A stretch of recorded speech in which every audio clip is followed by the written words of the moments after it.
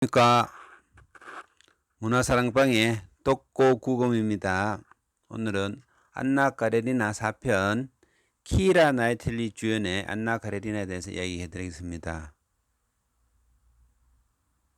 2012년 안나 카레리나 영화는 뮤지컬과 영화의 결합 형태입니다.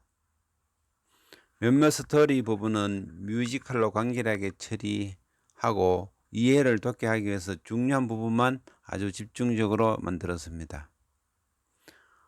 처음에 안나의 오빠의 문제부터 안나가 편지를 받고 모스크바로 가고, 한편 레빈이 키티를 만나러 왔다가 금방 거부당하고 아픈 형을 만나 병원 가라며 치료비를 주는 데까지가 간단하게 처리됩니다.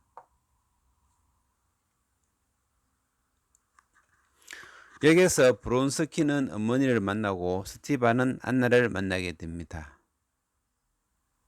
근데 기차 정비공이 기차에 끼어 죽자 브론스키는 지갑에서 돈을 꺼내 그 죽은 사람이 대가족의 가장이라는 것을 알고 장례에 보태게 합니다. 아마도 벌써 안나 카레리나에게 잘 빌려는核심이 있는 것 같습니다. 안나는 돌리를 설득하고 이해시키는 데 성공하고, 그래서 지뜬 키티가 무도에 같이 가자고 요청합니다. 한편 안나는 2층 계단에서 물건을 가지러 가다가 마침 들린 아까 여기서 만난 브론스키와 다시 한번 눈이 마주칩니다. 그때 이상한 쾌감과 두려움이 가슴 속에 꿈틀거리게 됩니다.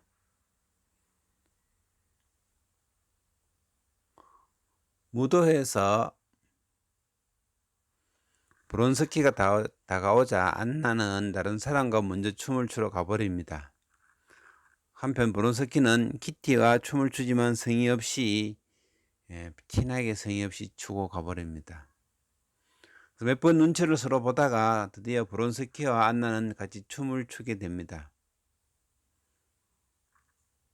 여러 편의 안나 카레리나 영화 중에서 키라 나이틀리 주연의 이 영화가 춤으로써 두 사람, 즉 브론스키와 안나의 감정을 잘 표현했다고 할 수 있습니다. 사람들로 꽉 찬 이 홀에서 그 두 사람은 마치 단둘만 있는 듯 느끼고 있었다, 이런 표현도 하고, 성취에서 비롯한 흥분의 기색을 안나에게서 엿보았다, 이런 발언도 합니다. 한편 키티는 그런 모습을 보고 불안으로 절망과 경악에 가득 차버리고 버립니다. 한편 안나는 무도회를 마치자마자 바로 상페테르부르크로 돌아가게 됩니다. 브론스키는 안나를 따라서 상트페테르부르크로 오게 됩니다. 브론스키는 부자라서 예전에 사놓은 집이 있어 친구를 묵게 하는 그런 여유 있는 집이 있어서 그쪽에서 살게 됩니다. 한편 모스크바에 다녀온 이후로 상페테르부르크에서 안나와 브론스키는 자주 만나게 됩니다. 특히 브론스키의 사촌인 베시의 도움을 받아서 자주 만나게 됩니다. 한편 브론스키는 안나와 가까이 있고 싶어서 진급해서 타슈켄트로 가라는 발령을 받지만은 거부하게 됩니다. 오페라 관람 뒤풀이 연회에 있을 때 브론스키가 안나와 가깝게 있을 때 카레린도 와서 보게 됩니다. 한편 브론스키는 자꾸 안나에게 고백을 합니다. 우리에게 평화는 없습니다. 고통 아니면 최대 행복뿐이죠, 하면서. 모두가 그런 분위기를 느끼고 있을 때 카레린도 알고 집에 돌아와서 경고합니다. 브론스키와 안나는 이제 본격적으로 연애를 시작하게 되고, 한편 스티반은 레빈의 농장으로 놀러가서 사냥하러 옵니다. 스티반은 레빈에게 키티 문제를 얘기하면서 비겁하다고 비난하게 됩니다. 장교들의 경마 시합이 있는 날인데 시합 전에 만난 브론스키에게 안나는 임신 해섬을 알립니다. 경마 시합은 뮤지컬 세트에서 진행하는데 앞에 세 편의 안나 카레리나 영화는 모두 야외에서 경마장에서 촬영했지만은 여기는 세트에서 촬영하게 됩니다. 그래서 이 영화는 실내에서 촬영하여 경마 장면은 그렇게 치중하지 않고 브론스키가 넘어졌을 때 안나 카레리나의 감정 표현에 치중하게 됩니다. 주인공 브론스키는 이름이 알렉세이 키릴로비치 브론스키이고 남편 카레린은 이름이 알렉세이 알렉산드로비치 카레린입니다. 그래서 우리나라 치면은 뭐 김철수, 이철수 이쯤 되게 됩니다. 그래서 만약에 안나가 두 사람이 동시에 있는 모임에서 알렉세이라고 부르면은 누구를 부르는 것이 되는지 좀 복잡하게 됩니다. 경기에서 브론스키가 말에서 낙마에서 떨어질 때 안나는 놀란 듯이 알렉세이라고 외치게 됩니다. 옆에 있던 남편이 얼른 나 여기 있어 했지만은 이미 주위에 있는 사람들의 분위기는 그런 것이 아닙니다. 말이 고통에 버둥거릴 때 안나도 고통에 버둥거리게 됩니다. 이 영화의 특징 중에 하나가 꼭 대비되는 두 팀이 서로 비슷한 감정, 비슷한 행동을 한다는 것입니다. 브론스키는 낭만 말을 일으키려고 안간힘을 쓰고 한편 카레린은 안나를 세워서 데려가려고 안간힘을 쓰게 됩니다. 브론스키는 허리가 부러진 말을 총으로 쏴 죽이고 다른 영화는 그냥 말 죽이는 것으로 보이는데 이 장면은 말을 죽이는 것 외에 꼭 뭐 다른 것을 암시하는 느낌을 가지게 됩니다. 집으로 돌아오는 마차에서 안나는 남편에게 브론스키를 사랑한다고 얘기해버립니다. 한편 레비는 농장에서 농부들과 풀베기를 하면서 땀을 흘리고 밤에는 들판에서 야영도 하고 같이 지내게 됩니다.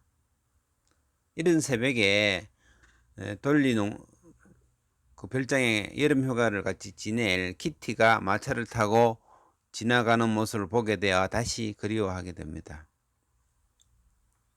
한편 임신 말기가 된 안나는 불안과 걱정 때문에 예민해집니다. 카레린은 안나와 이혼 준비를 하고 있습니다. 어느 저녁 만찬에 레비는 다시 키티를 만나서 구원하러 갑니다. 한편 카레린은 스티바에게 안나와 이혼하겠다고 밝힙니다. 만찬에서 여러 가지 얘기가 오가고 한편 키티와 레비는 낱말놀이를 하면서 대화를 합니다. 지난번에 이야기한 우리나라의 초성 이야기 비슷한 놀이입니다. 이 영화는 깐나 카레리나 즉 러시아 영화이지만은 영어권에서 촬영했기 때문에 영어로 진행됩니다. 그래서 이런 낱말을 주면은 상대방이 내용을 다 채우면서 서로 이야기를 하게 됩니다. 영화는 이 부분을 상세하게 해서 키티와 레빈의 화해와 사랑을 이야기해 줍니다.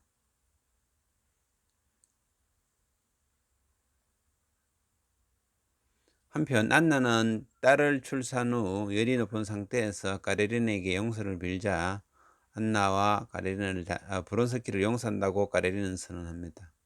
그러자 말자 안나와 브론스키는 남쪽 이탈리아로 떠나버리고 나름 신혼여행인 듯합니다. 거의 6개월에서 1년 정도 여행을 떠나버립니다. 한편 키티와 레비는 결혼 후 막보로 고향집으로 가게 됩니다. 신혼여행이죠. 이때까지 4편의 영화 중에서 결혼식 장면이 없는 영화입니다. 이 영화는 소설처럼 두 커플이 항상 대비되는 시간을 잘 표현해 주고 있습니다. 결혼 후에 레빈의 형이 몸이 안 좋아져 있을 때 키티는 직접 간호하는 모습을 보여주는데 레빈은 거기서 또 한 번 감동하게 됩니다. 한편 6개월에서 1년 가까이 신혼여행을 마치고 돌아온 안나는 아들 세로자의 생일에 맞춰 와서 아들을 만나려고 하는데 카레린이 거부해도 그냥 만나고 갑니다. 한편 상페테르부르크에 돌아와서 브론스키 친구 야세빈이 표를 주어서 오페라를 보러 가게 됩니다. 브론스키는 가지 말라고 하지만은 안나는 겁날 것이 없다고 말하고 가게 됩니다.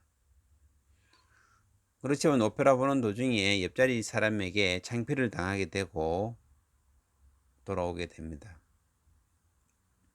이 영화에서는 이런 장면들을 정지 화면을 사용해서 전체 화면에서 안나의 감정을 특히 많이 부각시키게 됩니다. 한편 안나는 불안으로 불면등이 생겨서 마약에 손을 대기도 합니다. 그런 여러 가지 상황 속에서 불안한 속에서 영지로 물려받을 시골로 내려가자고 합의했는데 이틀 후에 출발하자고 하는 안나의 말에 사정상 그 뒤에 떠나자는 브론스키와 서로 말다툼을 하게 됩니다. 한편 소로스키 공주가 어머니의 심부름을 왔을 때 친절하게 대하는 브론스키를 보면서 안나는 또 의심을 합니다. 안나는 시골로 가는 역에 나와서 기차를 타고 가다가 중간역에 내리게 됩니다. 그리고 안나는 많은 고민을 하다가 기차로 뛰어들어서 하나님 용서해 주세요 외치면서 기차로 뛰어들게 됩니다. 이까지가 전체 안나 까레리나 8작장 중에서 7장까지 그 7장 끝에 안나가 자살하게 되는 장면입니다. 8장은 아직 영화는 계속되면서 레비는 농부들과 일하면서 인생의 의미와 의문에 관해서 차츰차츰 알아간다는 내용입니다. 이 들판의 농부들 있고 레빈이 자기는 이성을 믿는다고 이야기합니다. 그러자 옆에 농부장이 마님도 이성이 고르라고 시키던가요? 이런 말을 하면서 레빈은 어느 날 갑자기 좀 깨달은 게 생기게 됩니다. 그런 식으로 한 개씩 자꾸 깨달아가게 됩니다. 이 영화는 뮤지컬처럼 하는 편집하는 부분도 있고 영화로서 부분도 있고 전체적인 흐름은 부분 감정 부분을 집중적으로 다루는 영화라서 어느 정도 재미있습니다. 가장 최근인 2012년에 만들어서 사랑하는 부분이 다른 영화보다 조금 진한 부분이 그래도 다른 영화보다 많다고 하겠습니다. 좀 야하다고 할까요? 한편 이 영화는 여자 주인공인 키라 나이틀리의 감정 표현이 가장 뛰어난 영화라 할 수 있습니다. 이상으로 4편의 안나 까레리나 영화에 대해서 쭉 알아봤습니다. 여기에 최근 영화인 안나 까레리나 브론스키의 사랑이라는 러시아 영화가 하나 더 있습니다. 그러니까 안나 까레리나가 죽은 지 20년이 지나서 러일 전쟁 때 만주에서 브론스키와 원래 아들 까레리나 아들 세르자가 만나서 서로 들려주는 이야기입니다. 그거에 관해서는 다음 시간에 들려드리도록 하겠습니다. 감사합니다.